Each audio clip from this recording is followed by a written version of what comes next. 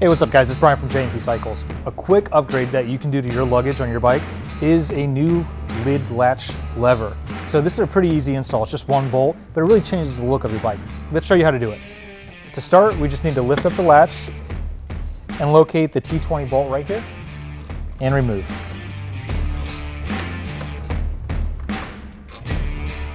Once you have the bolt removed, hang on to it because we're going to reuse it.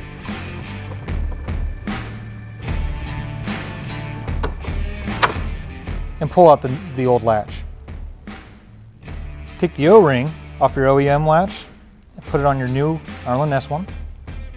This can only go in one way, so there's really no messing it up as long as the lever faces the front.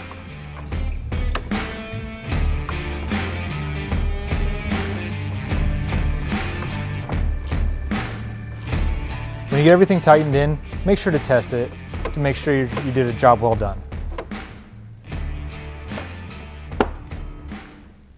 And there you have it. It's really simple install and it completely changes the look of your bag. Add that with the latch cover and you're good to go.